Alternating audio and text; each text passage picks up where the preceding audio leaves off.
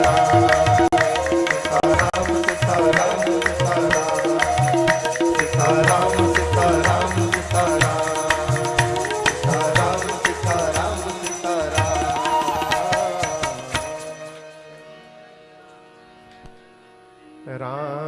कहने से तू तर जाएगा।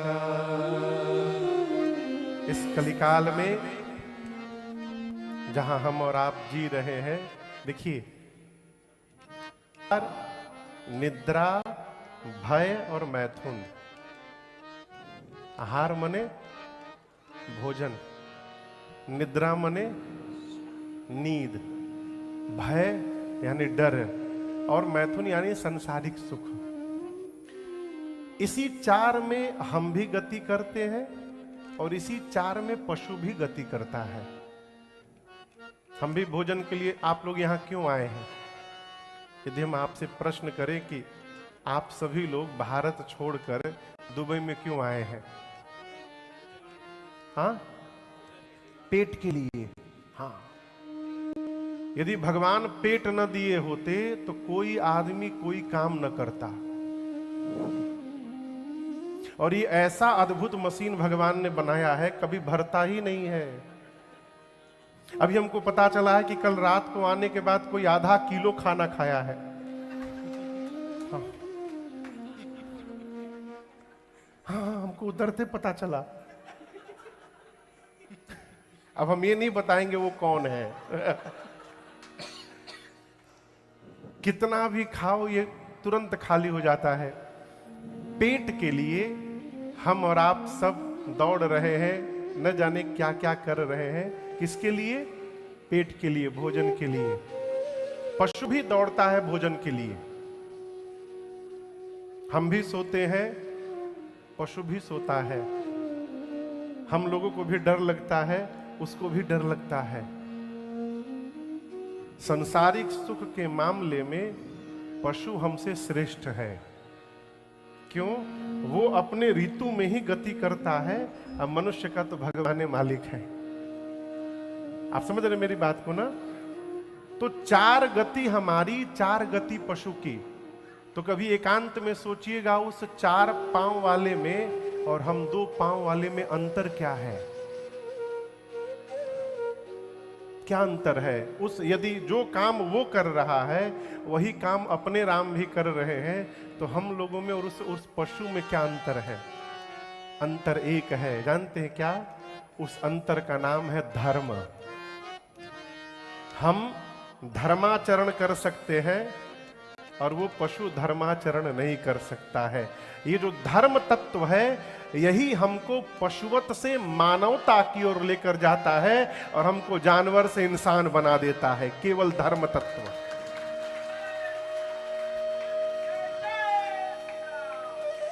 और बुरा न मानिएगा, जिस मनुष्य के जीवन में धर्माचरण नहीं है, वो कितना बढ़िया कपड़ा पहन ले, कुछ भी कर ले, लेकिन वो मनुष्य के रूप में, मनुष्य रूपेण मृगाश्चरन्ति, वो मनुष्य के रूप में पशुवत जी रहा है। ये जो राम कथा लेकर गंगा हम और आप यहां बैठे हैं, ये राम कथा ही धर्माचरण के लिए उपयुक्त है। राम जी का जीवन ही धर्म पूर्वक है। एषः राम विग्रहवान धर्मः। राम जी ही धर्म की प्रतिमूर्ति है। राम जी का जीवन धर्म की प्रतिमूर्ति है। राम जी का आचार, राम जी का विचार, राम जी का आहार, राम जी की रहनी, राम जी की कहानी, पूरी जीवनचर्या धर्म का स्वरूप है। और इस धर्म के सागर में आज से हम और आप 9 दिन गोता लगाने वाले हैं। एक दो बूंद भी यदि हमारे ऊपर गिर गया तो ये मानव जीवन धन्य हो जाएगा। जिस ग्रंथ के आश्रय में बैठकर हम और आप यहां भगवत कथा रसपान करेंगे, इस ग्रंथ का नाम मालूम है आप लोगों को? किसको किसको पता है? और बाकी लोगों को नहीं मालूम है? ठीक है, आज पता चल जाएगा। यहां पढ़िए, क्या नाम है? ग्रंथ मैंने समझते हैं ना? बुक। हाँ हाँ, कितने लोगों को पता था ये? पहले हाथ क्यों नहीं उठाए? महाराज आप ग्रंथ बोल दिए थे ना, उसमें हम डाउट में चले गए। इस ग्रंथ का नाम है, देखिए ग्रंथ उसको कहते हैं जो हमारे मन की ग्रंथि को खोल दे। ग्रंथि समझते हैं ना? गांठ, नॉट, अंग्रेजी में नॉट बोलते हैं भैया गांठ को। जो यहां नॉट लगा है, गांठ बंधा है, ग्रंथि है, इस ग्रंथि को जो खोल दे उसको ग्रंथ कहते हैं। हमारे व्यवहार में जो ग्रंथि लगा है उसको जो खोल दे उसको गांठ, उसको ग्रंथ कहते हैं। एक एक पद है जगजीत सिंह जी का, एक गजल का एक लाइन है।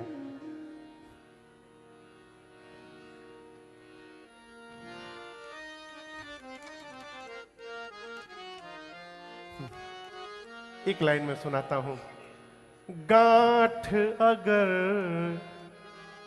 पड़ जाए तो फिर रिश्ते हो या डोर। गांठ समझ रहे हैं ना? गांठ अगर पड़ जाए तो फिर रिश्ते हो या डोर। लाख करो कोशिश खुलने में वक्त तो लगता है। लाख करो कोशिश खुलने में वक्त तो लगता है। नए परिंदे को उड़ने में वक्त तो लगता है। ग्रंथि लग जाए, कई लोग कई जीवन में इस ग्रंथि को खोल नहीं पाते हैं। उसी ग्रंथि को खोलने के लिए श्री रामचरितमानस जी इस दुबई की धरती पर आए हैं। ये ग्रंथ हमारे जीवन की हर ग्रंथि को खोल देगा और इसी ग्रंथ श्री रामचरितमानस जी के आश्रम में बैठकर हम और आप आने वाले 9 दिनों तक इस कथा गंगा में नित्य स्नान करने वाले हैं। इस ग्रंथ के रचयिता हैं प्रातः स्मरणीय पूज्यपाद गोस्वामी श्री तुलसीदास जी महाराज। क्या नाम है? तुलसीदास जी महाराज। गोस्वामी श्री तुलसीदास जी महाराज। इस कलिकाल के जीव पर गोस्वामी तुलसीदास जी महाराज ने जो करुणा और कृपा की है, हम अनंत जन्मों तक उस ऋण को उतार नहीं सकते हैं। भक्तमाल के टीकाकार कहते हैं पूज्य नाभादास जी महाराज, कलिकुटिल जीव निस्तार हित बाल्मीक तुलसी भयो। कलयुग के जीव का उद्धार करने के लिए साक्षात स्वयं आदि कवि बाबा वाल्मीकि जी ही गोस्वामी तुलसीदास जी के रूप में अवतार लिए। गोस्वामी जी वाल्मीकि जी के अवतार हैं, नाभादास जी महाराज कहते हैं। गोस्वामी तुलसीदास जी महाराज ने इस मानस की रचना की और दर्शन करिए इस ग्रंथ को लिखने वाले गोस्वामी जी, आपको सुनकर आश्चर्य होगा। दुनिया की, मैंने बहुत पहले एक रिपोर्ट पढ़ा, हो सकता है वर्तमान में चेंज हो गया हो, दुनिया में सबसे अधिक एम्प्लॉय यदि किसी कंपनी में है तो वह है इंडियन रेलवे।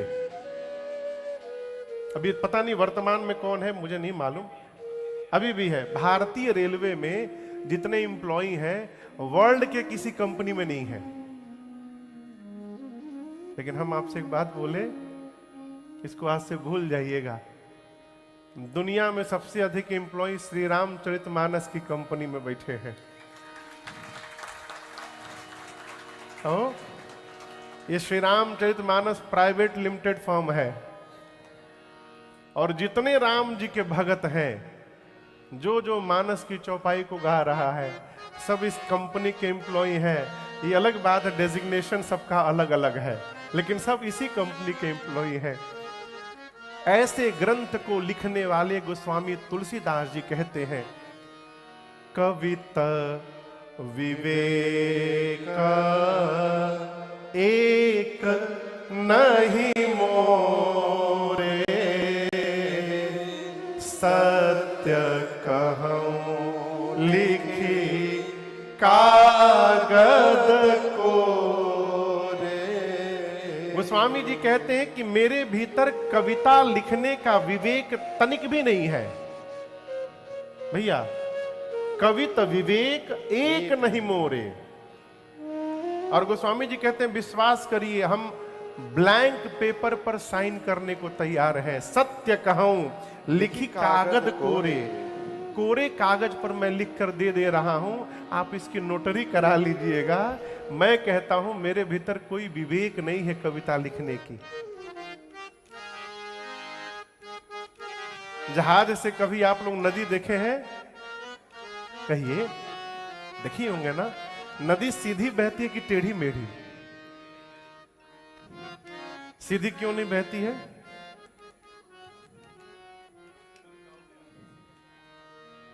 नहीं। अब इसका साइंटिफिक कारण मैं बता रहा हूं। नदी टेढ़ी मेढ़ी बहती है नॉर्थ पोल और साउथ पोल के अट्रैक्शन के कारण। जो अट्रैक्शन है नॉर्थ पोल और साउथ पोल का, उसके कारण नदी टेढ़ी मेढ़ी बहती है। गोस्वामी जी इसकी चर्चा भी किए हैं मानस जी में। छंद में आइए, बाबा कहते हैं मंगल, दोहा नंबर 10। हाँ, निकल गया? हाँ, निकालो। कहाँ है? हाँ ठीक है, हम समझे हमको पढ़ा रहे हैं। मंगल करनी कलिमाला हरनी, तुलसी कथा रघुनाथ। मंगल करनी कलिमाला हरनी, तुलसी कथा रघुनाथ। गति कूर कवि सरित की, जो सरित पावन पाथरी। गति कूर कविता सरित की, जो सरित पावन पाथरी। प्रभु सूजस संगति भनीति भली, होई ही सुजन मन भावनी। प्रभु सूजस संगति भनीति भली, होई ही सुजन मन भावनी। भवअंग भूति मसान की, सुमिरत सुहावनी पावनी। भवअंग भूति मसान की, सुमिरत सुहावनी पावनी। भवअंग भूति मसान की, सुमिरत सुहावनी पावनी। भवअंग भूति मसान की, सुमिरत सुहावनी पावनी। हाँ, सुमिरत सुहावनी पावनी। हाँ, सुमिरत सुहावनी पावनी। एक एक एक शब्द पर ध्यान दीजिए। गोस्वामी जी कहते हैं मैं जो कथा गाने जा रहा हूं ये कथा करती क्या है। आज के अगर व्यापारिक दृष्टिकोण से कहा जाए तो हर कंपनी अपने प्रोडक्ट का बेनिफिट बताती है एड में। ये करिए तो ये लाभ मिलेगा, ये लगाइएगा ये लाभ मिलेगा, ये तेल लगाइएगा जिसका बाल नहीं है वहां भी निकल आएगा। कितने लोग का निकला वो भगवान जान रहे हैं लेकिन दावा सब करते हैं। गोस्वामी जी कह रहे मैंने जो ग्रंथ लिखा है ये करती क्या है। पहला काम मंगल करनी। ये कथा क्या करती है हेमंत बाबू? हाँ, मंगल करती है। और यहां दर्शन करिए, कली माला हरनी, मंगल करती है। और कलयुग में जो विकार है हम लोगों के मन में, काम क्रोध मद मोह लोभ मत्सर, इसका धीरे धीरे हरण करती है। और क्षमा करिएगा, आप में से ऐसा कोई नहीं है इंक्लूडिंग मी जिसके भीतर ये बीमारी नहीं है। कोई नहीं है। यदि कोई है तो उसके चरणों में मेरे सिर का बारंबार दंडवत प्रणाम है। लेकिन मैं जानता हूं कोई है वो नहीं। किसी न किसी के भीतर काम है, काम नहीं है तो क्रोध है, क्रोध नहीं है तो लोभ है, लोभ नहीं है तो मद है, मद नहीं है तो मोह है, और ये कुछ भी नहीं है तो मत्सर है। क्या है? मच्छर नहीं मत्सर। मच्छर तो बोले, मच्छर नहीं। क्या है नाम? मत्सर। म आधा तो सर, मत्सर। मत्सर यानी ईर्ष्या। ये 6 प्रकार की बीमारी है, काम क्रोध मद मोह लोभ और मत्सर।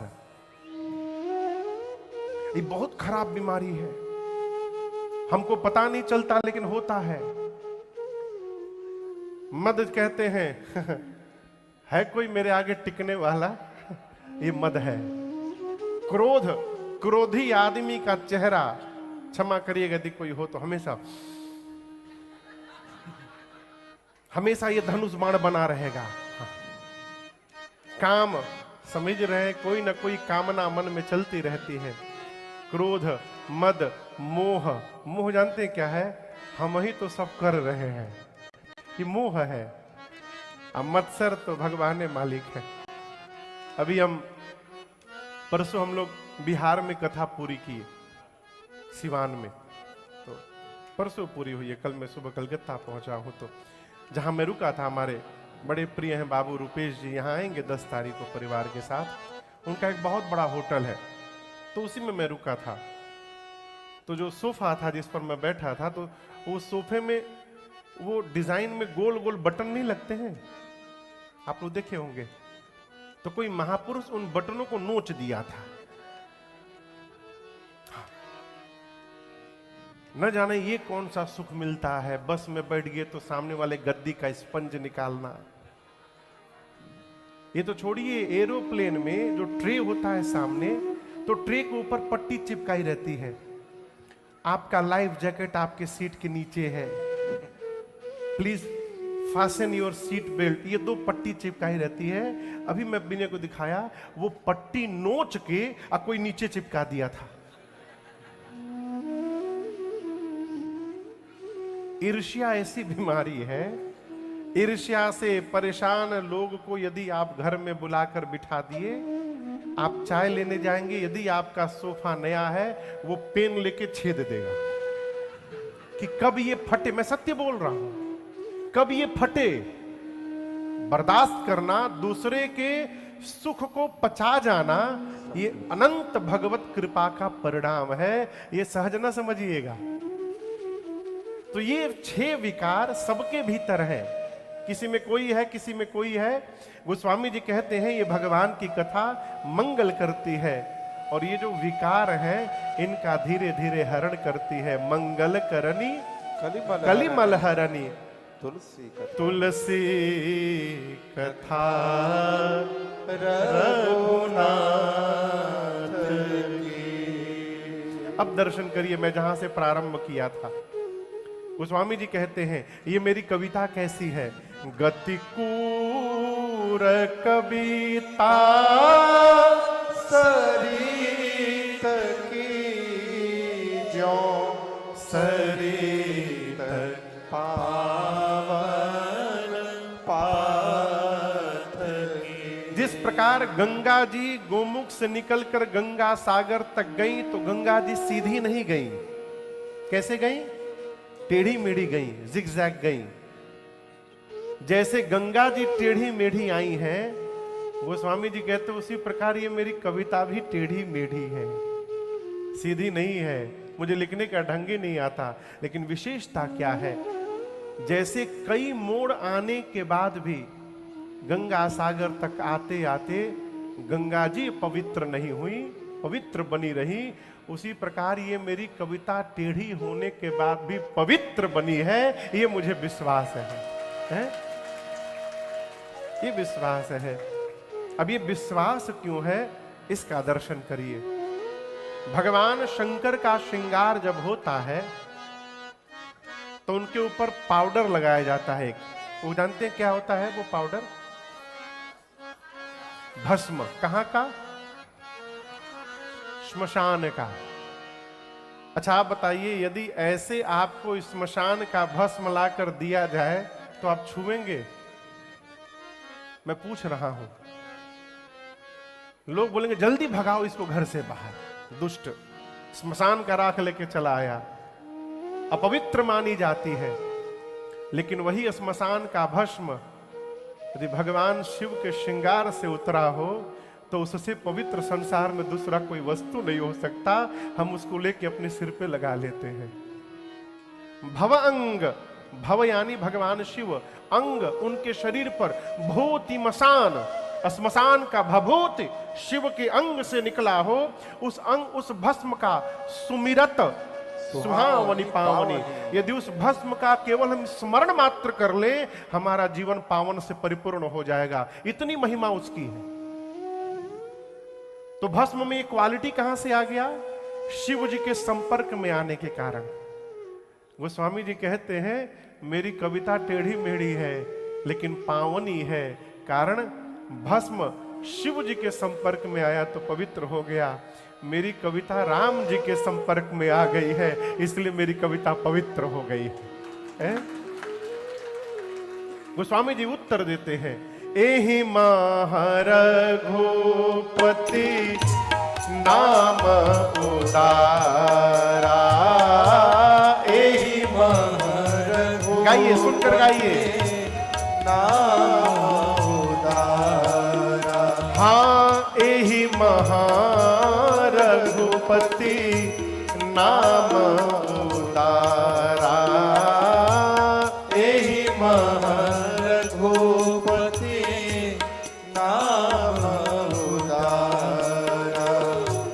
अति पावन पुराण श्रुति सारा, अति पावन पुराण श्रुति सारा। मंगल भवन अमंगल हारी, मंगल भवन अमंगल हारी। यहां देखिए, उमा सहित जही जपत पुरारी, उमा सहित जही जपत पुरारी, उमा सहित जही जपत पुरारी, उमा सहित जही जपत पुरारी। गोस्वामी जी कहते हैं ये जो मैं ग्रंथ लिखा हूं, यही महा मतलब, यही महा मतलब इसमें रघुपति नाम उदारा। श्री रामचरित मानस के एक एक चौपाई में राम जी का नाम समाहित है, एक एक चौपाई में। अब आप दर्शन करिए कहां चौपाई में समाहित है। राम कैसे लिखते हैं? हिंदी में बोलिए। हाँ, रो में आ की मात्रा और म। अब मानस की कोई चौपाई उठाइए, अभी अभी जो गाए हम लोग उसी को ले लीजिए। मंगल भवन अमंगल हारी। आगे चलिए द्रवों में आइए। द्रवउ सो दशरथ अजिर बिहार। जबकि आधी चौपाई है। चौपाई मने जिसमें 4 पाया हो। कितने? 4 हो गए बहू? हाँ 4। हाँ। जिसमें 4 पाए हो उसको चौपाई कहते हैं। ये भी आधी चौपाई है। मंगल भवन अमंगल हारी 1, द्रवउ सो दशरथ अजिर बिहारी 2। और फिर ऐसे ही लाइन नीचे होगा तो ये 4 पूरा होगा, 1 चौपाई। ठीक। अभी आधे में ही देखिए राम कैसे लिखते हैं। रो आ म। मंगल भवन में म आ गया। हारी लिखेंगे अमंगल हारी, तो हारी में ह के बाद आ की मात्रा आ गई और री में रो आ गया, तो रो आ म तीनों आ गया, राम जी का नाम आ गया। इस तरह मानस की जितनी चौपाइयां हैं, गोस्वामी जी कहते हैं सभी चौपाइयों में राम जी का नाम समाहित है। और राम जी के नाम के होने के कारण ये कथा भले टेढ़ी मेढ़ी कविता है लेकिन पवित्र कथा है। भक्त इसको भाव से सुनेंगे ऐसा मुझे विश्वास है। ये गोस्वामी तुलसीदास जी कहते हैं। आप में से बिहार का कौन कौन है? मन हमने के छोड़ले नहीं जा कहीं लागता। यूपी के कौन कौन है? अयोध्या के? अच्छा, बहुत सुंदर, बहुत सुंदर। हाथ हाँ, भदोही के लोग कहाँ नहीं थे। और बाकी सब जगह से कौन कौन कौन है? बहुत बढ़िया। अरे ये भी कम नहीं है वो। अद्भुत। अच्छा, आप दर्शन करिए। क्या कह रहे थे हम भुला गए। हाँ चौपाई तो हो गया आगे। हाँ तो 4 पाई हो गया पूरा। गोस्वामी तुलसीदास जी महाराज। हाँ, आप में से बिहार का कौन कौन है ये पूछा था मैं। बिहार में एक जगह है नालंदा। आज पूरे दुनिया के लोग अमेरिका पढ़ने जाते हैं, ऑस्ट्रेलिया जाते हैं, लंदन जाते हैं, कहां कहां जाते हैं। एक समय था माई बाप जब पूरी दुनिया भारत पढ़ने आया करती थी। पूरी दुनिया। हमारे बिहार में एक नालंदा जगह है जहां पर नालंदा विश्वविद्यालय था। एक दिमाग का सिरफिरा मुगल शासक, उसको जीवन दान मिला। वो मरने वाला था, उसके हकीम हाथ खड़ा कर दिए कि हम बता नहीं पाएंगे।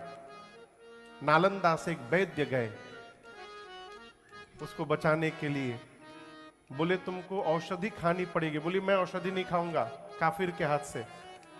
तो कुरान पढ़ोगे ना? बोला हाँ कुरान पढ़ूंगा।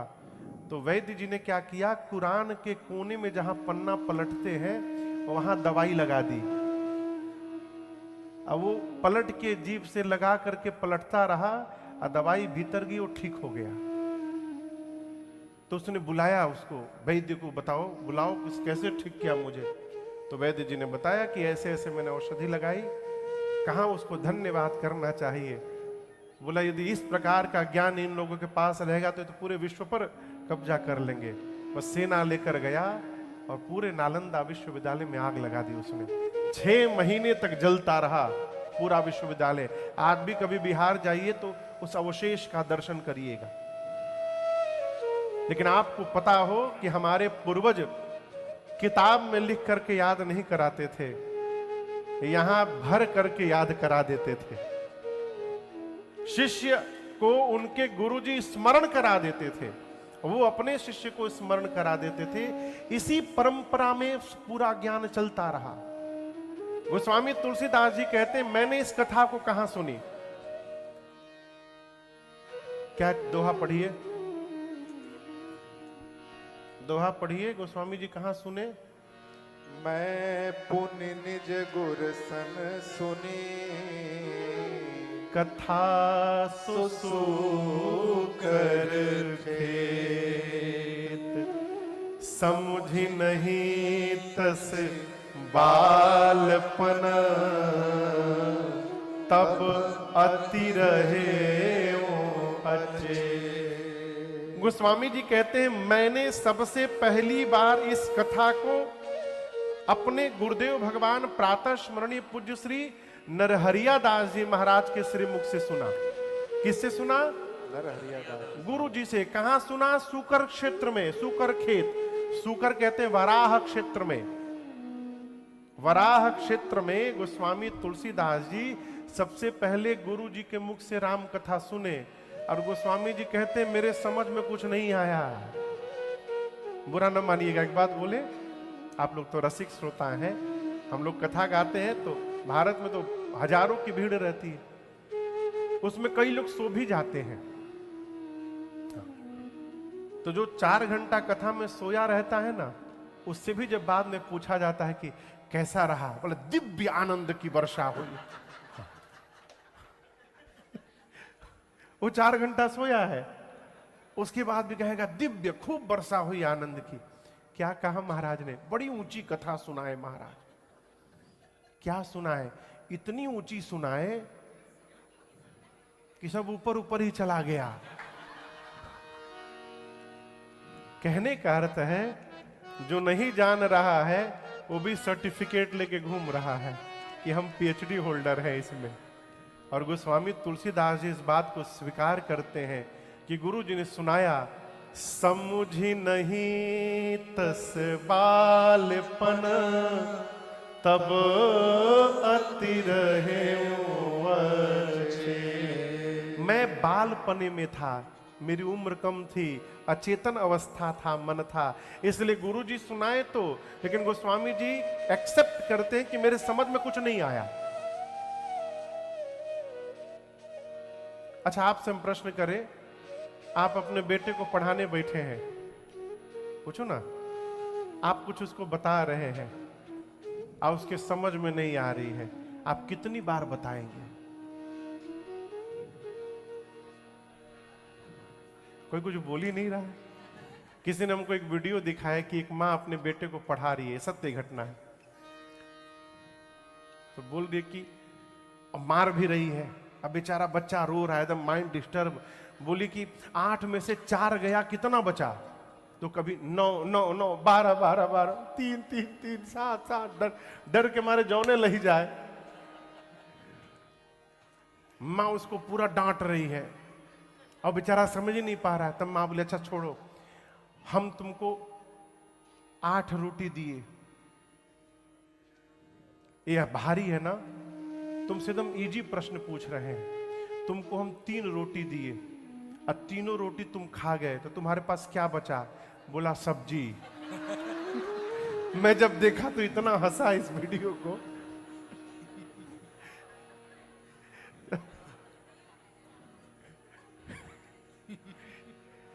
बच्चे कितने भोले होते हैं ना वो है?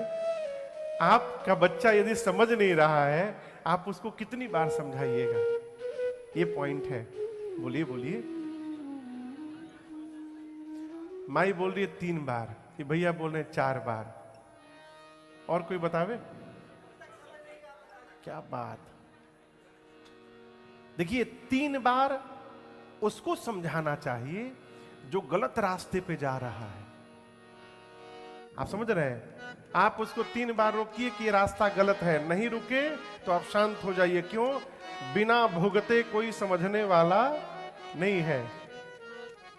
यदि बच्चा बार बार फायर को टच करने जा रहा है तो माता पिता रुक, अरे नहीं नहीं, हाथ पकड़ते हैं, उसको रोकिए मत, एक बार छू लेने दीजिए। हाँ, एक बार छू लेगा ना, फिर लाइफ में कभी टच नहीं करेगा दोबारा। मैं एकदम प्रैक्टिकल आपसे कह रहा हूं। यहां बात पढ़ाई की हो रही है। आप जानते हैं, नहीं पढ़ेगा तो जगत के रेस में पीछे हो जाएगा। गोस्वामी जी कहते गुरु जी ने मुझे राम कथा सुनाई, मेरे समझ में कुछ नहीं आई, लेकिन इसके बाद भी गुरुदेव भगवान ने हार नहीं मानी है। गोस्वामी जी कहते हैं तदपि कही गुर बारहि बारा, तदपि कही गुर बारहि बारा, समुझी परी कछु मति अनुसारा, समुझि परी कछु मति अनुसारा, भाषा बाधा करबि मैं सोई, भाषा बाधा करब मैं सोई, मोरे मन प्रबोध जेहि होई, मोरे मन प्रबोध जेहि होई, मोरे मन प्रबोध जेहि होई। गोस्वामी जी कहते हैं गुरु जी ने सुनाया, मेरे समझ में नहीं आई, लेकिन गुरु जी हार नहीं माने। तदपि कही गुर 12 ही 12, कितनी बार? बारंबार। अब गोस्वामी जी कहते हैं बार बार जब गुरु जी ने सुनाई, तब जाकर समुझी परी कछु मति अनुसार। अच्छा आप बताइए, वर्षा यदि हो रही है, समझ रहे हैं ना, तो आप कितना पानी जमा कर सकते हैं? जितना बड़ा आपका बर्तन है उतना पानी जमा करेंगे। कोई कटोरी लेके जाएगा तो कटोरी भर ले आएगा, कोई बाल्टी लेके जाएगा तो बाल्टी भर लाएगा, और कोई डेकचा लेके जाएगा तो डेकचा भर के लाएगा। अब यहां भी कथा की वर्षा हो रही है, क्या सबको बराबर समझ में आएगा? जिसका जितना बड़ा बर्तन है यहां पर, उसको उतनी कथा समझ में आएगी। गोस्वामी जी कह रहे हैं कि गुरु जी ने बार बार मुझे सुनाया, मुझे कितना समझ में आया। समुझी परी कछु मति अनुसार। ये भी क्लेम नहीं करते कि मैं सब समझ गया, बोलते हैं कि जितनी मेरी मति थी प्रेम जी, थोड़ा सा समझ में आया मुझे कुछ। आगे की बात और अद्भुत है, कहते जो थोड़ा सा समझ में मुझे आया है, मैं उसी को यहां लिखने जा रहा हूं। एक दिन मैं सोच रहा था थोड़ा सा समझे थे तो ये लिख डाले, पूरा समझ जाते तो ना का जाने का लिख डालते गोस्वामी जी। ये थोड़ा सा समझे वो लिखे। गोस्वामी जी का जन्म कब हुआ था पता है आप लोग को?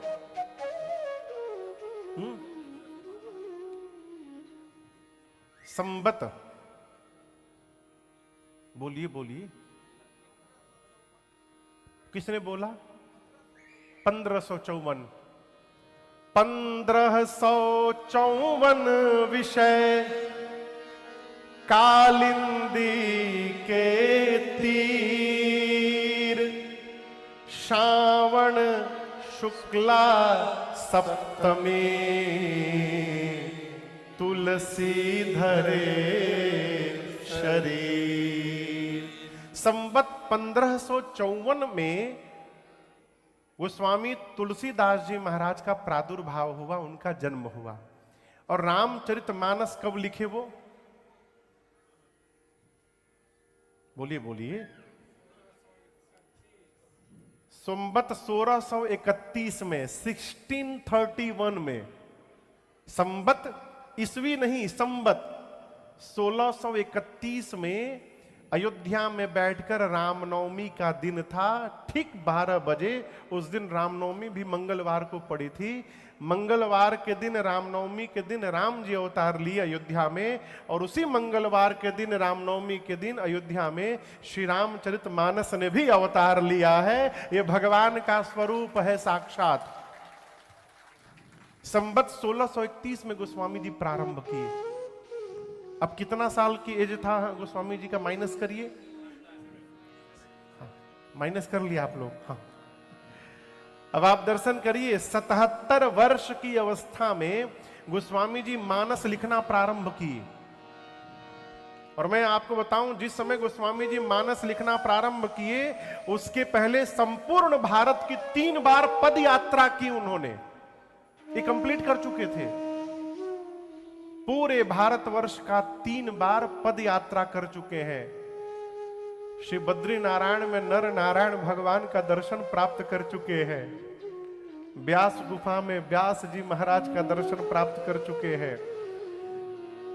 चित्रकूट में साक्षात राम जी और लक्ष्मण जी का दर्शन प्राप्त कर चुके हैं। ये सब हो चुका है।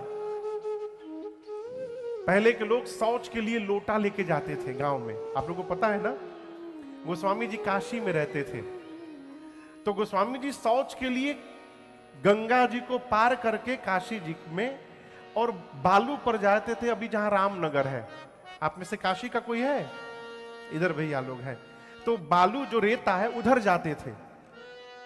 लौटते समय जो लोटा में पानी था, तो एक वहां पर एक जामुन का पेड़ था रेता में, उसी के जड़ में गिरा देते थे डेली।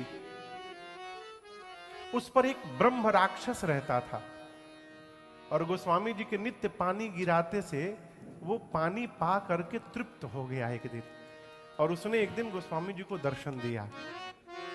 तो पूछा कि मैं आपसे बहुत प्रसन्न हूं, मैं ब्रह्म राक्षस हूं, कुछ मांगिए आप। मुझे कोई पानी नहीं पिलाया, आपने जल पिलाया, आपने मुझे तृप्त किया, अब मैं आपको तृप्त करूंगा, मांगिए क्या चाहिए।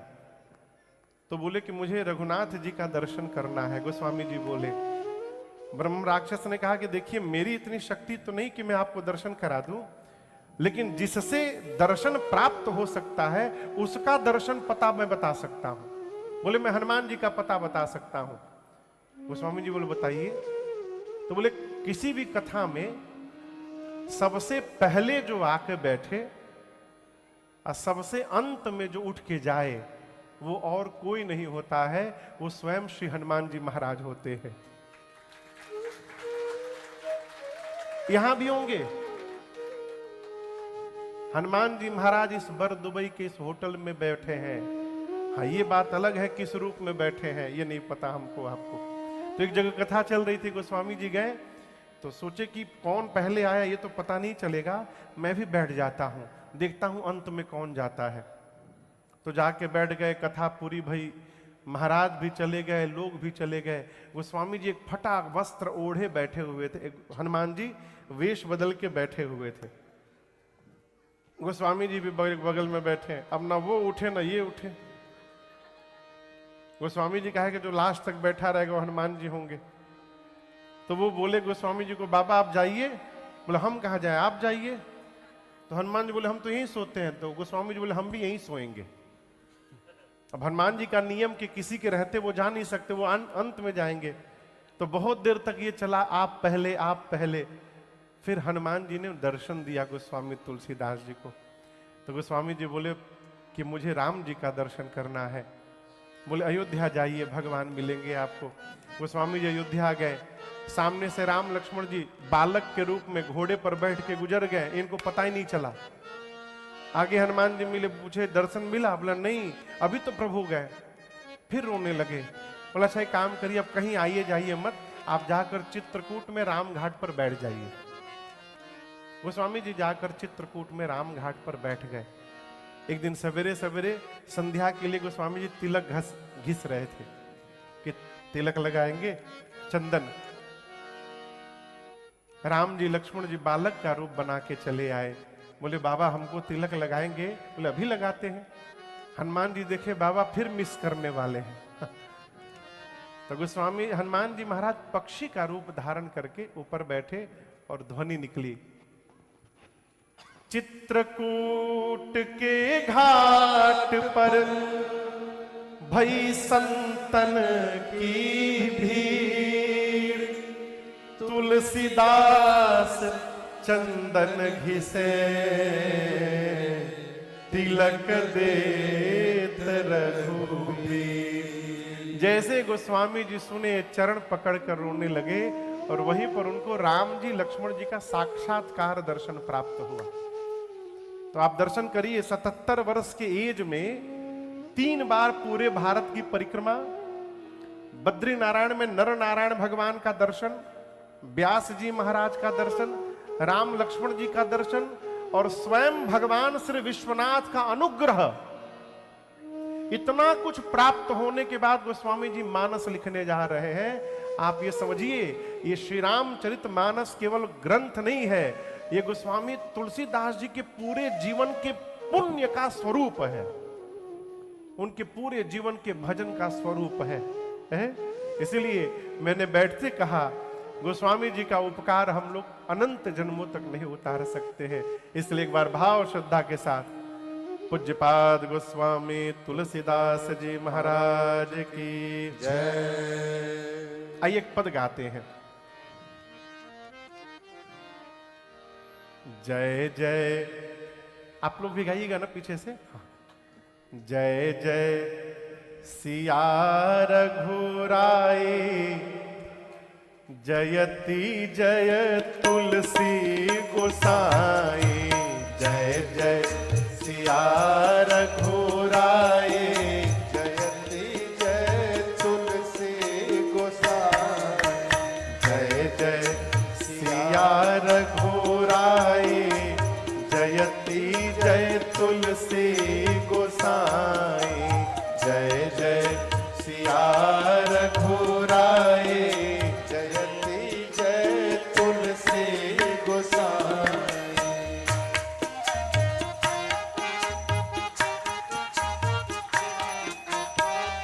आगम निगम पुराण निचोड़े, आगम निगम पुराण निचोड़े। अरे आगम निगम पुराण निचोड़े, आगम निगम पुराण निचोड़े।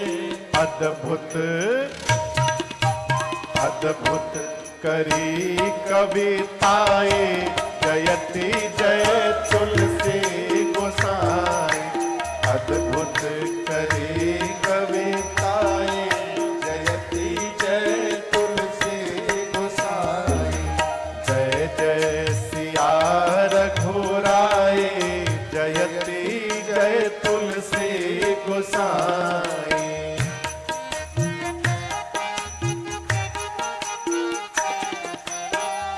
छंद सोरठा सुंदर दोहा, छंद सोरठा सुंदर दोहा। अरे छंद सोरठा सुंदर दोहा, छंद सोरठा सुंदर दोहा।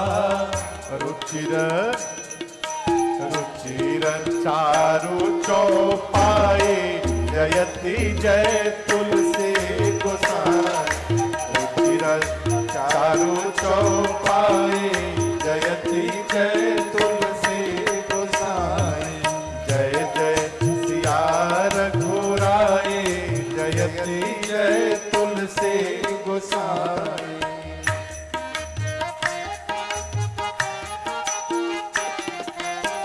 सत्यम शिवम सुंदरम लिख के, सत्यम शिवम सुंदरम लिख के। अरे सत्यम शिवम सुंदरम लिख के, सत्यम शिवम सुंदरम लिख के। शिव जी ने मोहर लगाई, जयति जय तुलसी गोसाई। शिव जी ने मोहर लगाई, जयति जय तुलसी गोसाई। जय जय सिया रघुराई, जयति जय तुलसी गोसाई। जय जय सिया रघुराई, जयति जय तुलसी गोसाई। जयति जय तुलसी गोसाई, जयति जय तुलसी गोसाई। गोस्वामी तुलसीदास जी महाराज की जय। जय जय सिया रघुराई जयति जय तुलसी गोसाई। सत्यम शिवम सुंदरम लिख के किसने मुहर लगाई? भगवान विश्वनाथ ने मुहर लगाया है मानस जी पर। आपको बताऊं, श्री रामचरित मानस का सबसे अधिक विरोध कहां हुआ पता है? काशी में। इसका लोग विरोध करने लगे, काशी के पंडित। बोलिए ग्रंथ हो ही नहीं सकता, ये तो गांव की भाषा में लिखी गई है, ग्रंथ संस्कृत में लिखा जाता है। लेकिन हम आपको बतावें, गोस्वामी जी भी प्रारंभ संस्कृत में ही किए थे लिखना। दिन भर लिखे पहले दिन, रात को सो करके सवेरे जब जगे तो देखे कल वाला अपने आप मिट गया है। ऐसे 7 दिन चला, दिन भर लिखते थे, रात में मिट जाए। 7वें दिन गोस्वामी जी को भगवान शिव और मां पार्वती ने दर्शन दिया सपने में और कहा कि आप इसको संस्कृत में न लिखिए, आप मानस जी को गांव की भाषा में लिखिए। क्यों? आने वाले समय में संस्कृत समझना सबके बस की बात नहीं रह जाएगी। अच्छा आप बताओ, आप में से वाल्मीकि रामायण कौन कौन पढ़ता है? पूज्य पाठक जी पढ़ते हैं, उधर भी कोई हाथ उठाया था। भैया पढ़ते हैं, और कोई? हम नहीं पढ़े हैं आज तक। हम नहीं पढ़े। अच्छा चलिए, आप में से श्री रामचरित मानस कौन कौन पढ़ता है? आप बताइए। इतने सारे सैकड़ों लोग दुबई में रहने के बाद भी पढ़ते हैं। जानते हैं क्यों? अगर ये गोस्वामी जी भी संस्कृत में लिख डालते तो कोई नहीं पढ़ता। हेमंत बाबू, शिव जी ने कहा कि आप इसको गांव की भाषा में लिखे और इसका प्रमाण दर्शन करिए, प्रभाव दर्शन करिए। भैया वाल्मीकि रामायण पढ़ते हैं, उनको 1-2 श्लोक याद होगा। एक श्लोक हमको याद है, हमको भी याद है। हाँ, आप लोग को किसी को याद है वाल्मीकि रामायण का श्लोक? पाठक जी को याद है बस। गीता का कोई श्लोक याद है आप लोगों को? 2-3 लोग। श्रीमद् भागवत महापुराण का कोई एक श्लोक? भागवत महापुराण का एक श्लोक किसी को याद है? उधर एक हाथ उठाए बस। अच्छा, शिव महापुराण का श्लोक किसी को याद है? अब कोई नहीं उठा रहा है हाथ। अच्छा, रामचरित मानस की एक चौपाई किसी को याद है? एक चौपाई, एक चौपाई याद है किसी को? बस इतने लोग को याद है। दर्शन करिए। इज मंगल भावनाया मंगल हारे, मंगल भावना मंगल हारे, द्रवऊ सुदशरथ अजेर बिहारे,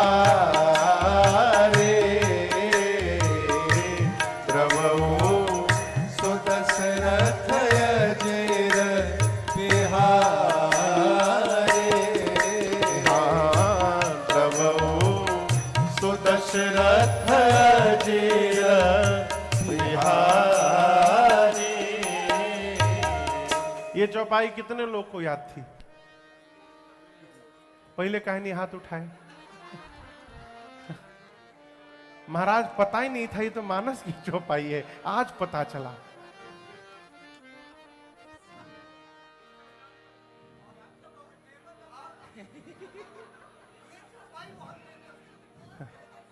अरे तो हमको तो रुलाई आता है जब हम सुनते हैं इंस्टाग्राम पे इसको। सही बता रहे भैया, अर्थ का अनर्थ कर डाले हैं सब। एक हमको कोई दिखाया कि एक गेट बंद है, 4 लड़के हैं, तो पहला जाकर गेट पर मारा 1 लात, दूसरा गया मारा 1 लात, तीसरा भी गया मारा 1 लात, और चौथा जैसे लात मारने गया भैया तब तक वो गेट खोल दिया। अब वो घर के भीतर गया, जैसे भीतर गया बजा एज मंगल भावनाया हारे मंगल भवनाय मंगल हारे प्रभु सुख दशरथ अजीर बिहारे प्रभु दशरथ अजीर बिहारे प्रभु दशरथ अजीर बिहारे। इस चौपाई का अर्थ पता है आपको? कितने लोगों को पता है अर्थ? अब दर्शन करिए कि एक शब्द पर मंगल भावना तोड़ तोड़ के देखिए, अमंगल हारी। राम जी कौन है? मंगल भवन। राम जी मंगल के भवन हैं और अमंगल अमंगल का हरण करने वाले हैं वो राम जी। द्रवऊ मने हमारे पर द्रवित होइए, कृपा करिए। कौन? सो दशरथ अजीर बिहारी। कई लोग यहाँ अजर बिहारी पढ़ते, अजर नहीं है, अजीर है। अजीर यानी आंगन, बिहार यानी घूमना। दशरथ जी के आंगन में बिहार करने वाले वो राम जी जो मंगल के घर हैं और अमंगल का हरण करने वाले हैं, वो राम जी मेरे पर द्रवित हो जाइए, मुझ पर कृपा करिए, मुझे अपना अनुग्रह प्रदान करिए। ये इसका अर्थ है। इसको ऐसे जगह सब लगाए हैं भगवान मालिक। ये मानस की चौपाई आपको याद है ना? अगर गोस्वामी जी संस्कृत में लिखे होते तो कैसे याद होता, आप बताइए। अच्छा, आगे दर्शन करिए। दोहा कितने लोग जानते हैं? मानस जी का एक दोहा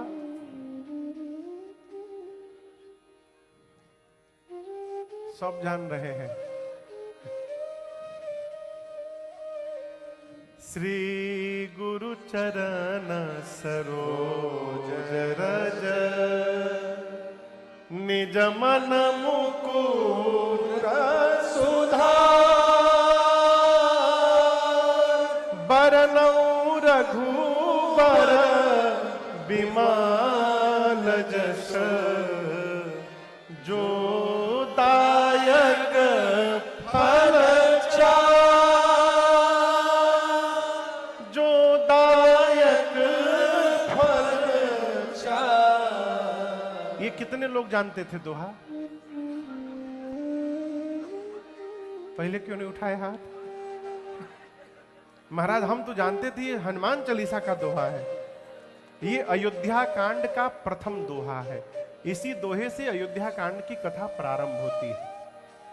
ये सब इसलिए है क्योंकि गोस्वामी जी ने हमारे आपके लिए मानस जी को गांव की भाषा में लिखा।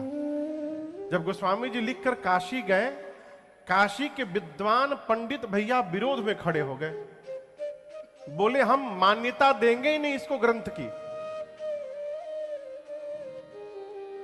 गोस्वामी हाँ, संस्कृत में नहीं लिखा इसलिए, देव भाषा में नहीं है। गोस्वामी जी बोले मैंने लिखा नहीं है, विश्वनाथ जी ने लिखवाया है। उस समय काशी में बड़े अद्भुत विद्वान थे। पंडितों ने कहा कि यदि वो महाराज कह देंगे कि ये ग्रंथ है तो हम मान लेंगे। वो काशी के बड़े अद्भुत विद्वान थे। तो सब जाकर उनसे कहे, काशी के पंडित। तो उन्होंने कहा कि देखिए, जब तक मैं ग्रंथ का अवलोकन नहीं करूंगा, मैं उसको देखूंगा नहीं आंखों से, मैं कोई निर्णय नहीं ले सकता। तो गोस्वामी जी मानस जी की मूल प्रति जिसमें लिखे थे भोजपत्र, वो ले जाकर उनके सामने रखे और वो पूरा पढ़े। अब पढ़ने के बाद उन्होंने एक श्लोक लिखा, वो जो महाराज थे महापुरुष, उसका अर्थ मैं आपको बताऊं। वो कहे, जिस प्रकार वृंदावन में वृंदा का वन है, वृंदा समझते हैं ना? वृंदा कहते हैं तुलसी मैया का नाम है वृंदा। वहां वृंदावन है, इसलिए नाम, बहुत सारी तुलसी जी हैं इसलिए उसको वृंदावन कहते हैं। तो बोले गोस्वामी तुलसीदास जी चलते फिरते वृंदावन है। और जिस प्रकार तुलसी में मंजरी निकलती है, मंजरी समझते हैं, तुलसी जी पर मंजरी निकलती है, तो बोले गोस्वामी तुलसीदास जी चलते फिरते वृंदावन है और इस वृंदावन में श्री रामचरित मानस मंजरी निकला है, और जिस मंजरी पर साक्षात श्री रघुनाथ जी भंवरा बन के मंडरा रहे हैं, ये उन्होंने प्रमाणित किया इसको। लेकिन पंडित कहां मानने वाले? जब उन्होंने प्रमाणित कर दिया तो काशी के पंडित बोले ना नहीं बाबा जी एक पार्टी के हो गए दोनों। वो भी विरक्त, ये भी विरक्त।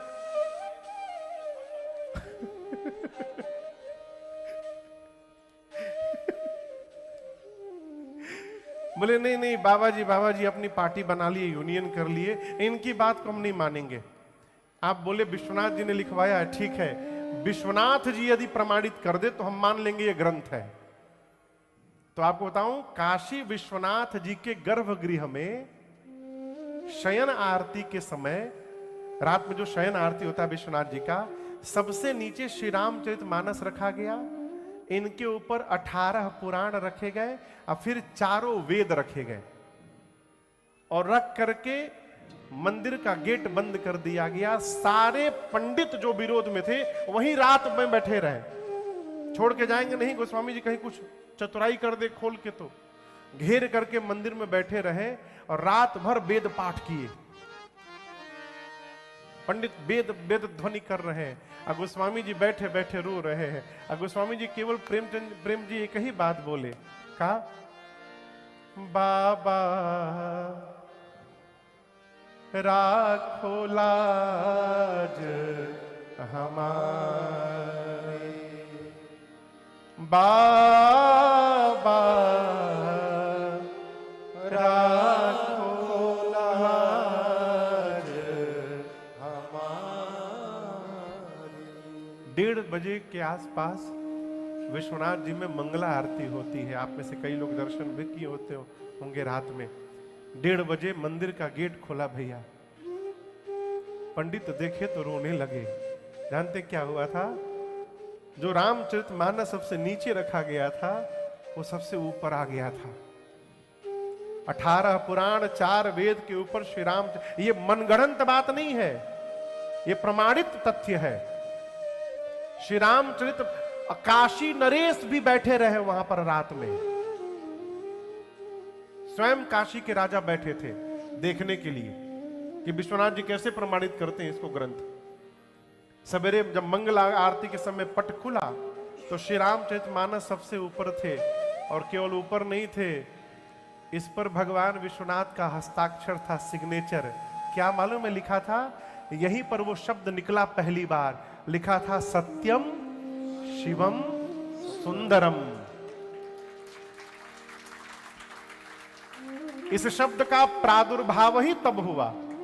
सत्यम यानी भगवान विश्वनाथ बोले इसमें जो लिखा है वो सत्य है।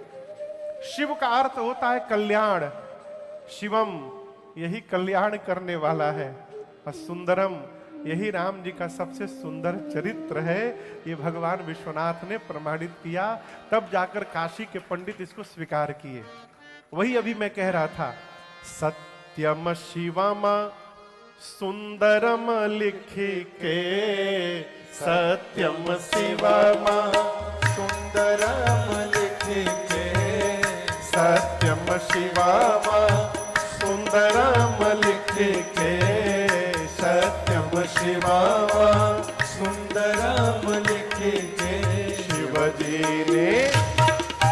शिवजी मोहर लगाए जयति जय तुलसी गोसाई, शिवजी ने मोहर लगाए जयति जय तुलसी गोसाई, जय जय सिया रघुराई जयति जय तुलसी गोसाई, जय जय सिया रघुराई जयति जय तुलसी गोसाई।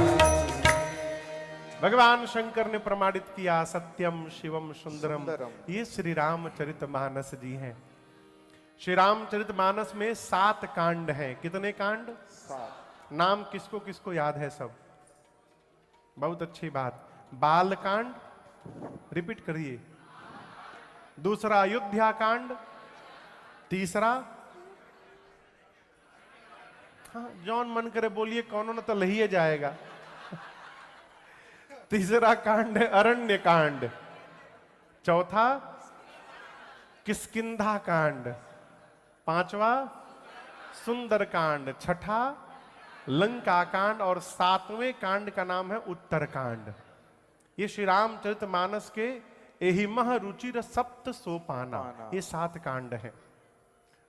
बाल कांड के प्रारंभ में गोस्वामी जी ने 7 श्लोक लिखे हैं।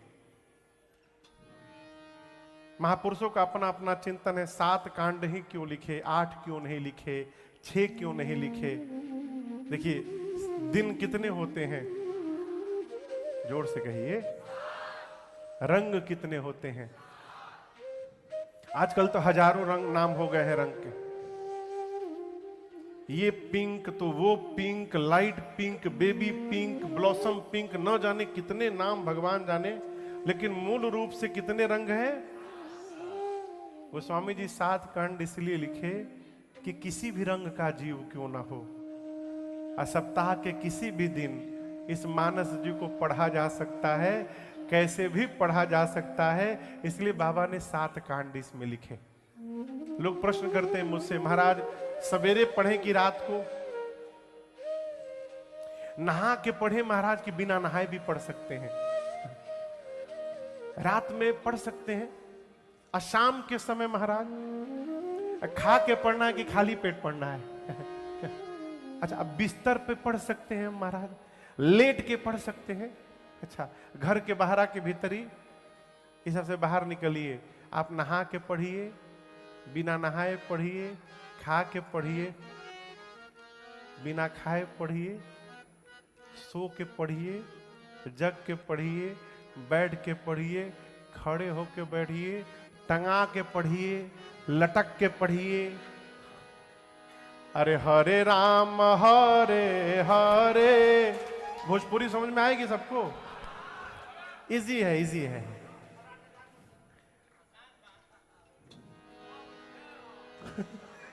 अरे हरे राम हरे हरे, गावा भैया घरे घरे, हरे राम हरे हरे, गावा भैया घरे घरे, हरे राम हरे हरे, गावा भैया घरे घरे, हरे राम हरे, समझ रहे हरे, गावा भैया घरे घरे।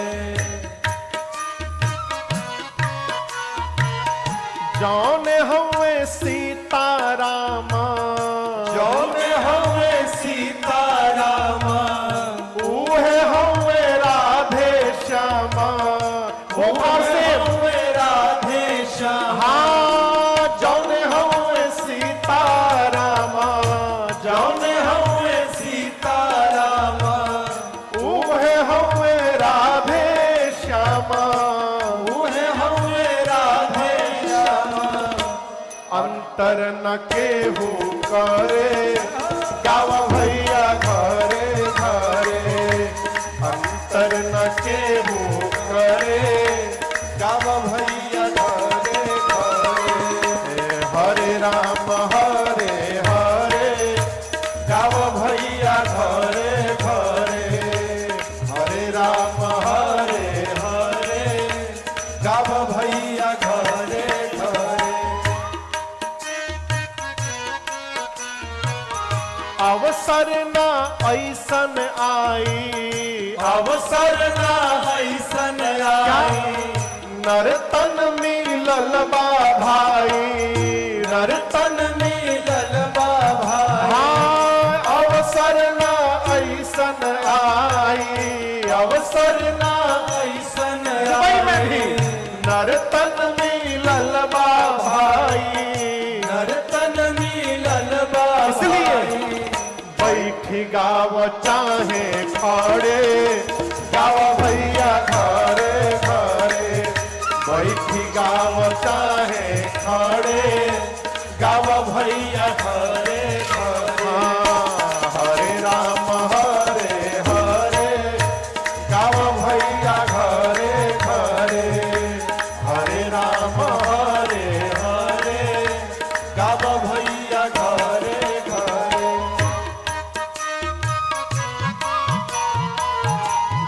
के गईले दास गई तेरी, गा के गईले दास गई तेरी, राजन सुनिला साचे जिकरी, राजन सुनिल साचे जिकरी। हाँ कही के गईले दास गई तेरी, कही के गईले दास गई तेरी, राजन सुनिला साचे जिकरी, राजन सुनिल साचे जिकरी।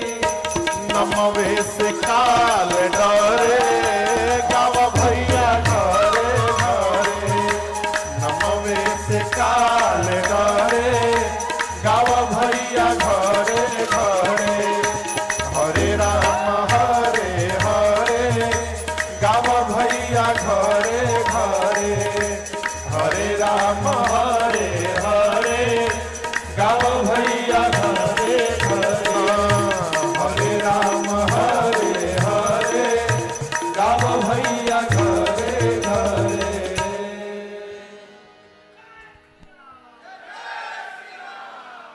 अरे बैठी गाव चाहे खड़े गाव भैया घरे घरे। गोस्वामी जी ने 7 श्लोक लिखे। प्रथम श्लोक में बालकांड के गणपति भगवान और सरस्वती जी की साथ में वंदना किए। वर्णानाम अर्थ संघानाम रसानाम छंदसामपि मंगलानाम च कर्तारो वंदे वाणी विनायको। दूसरे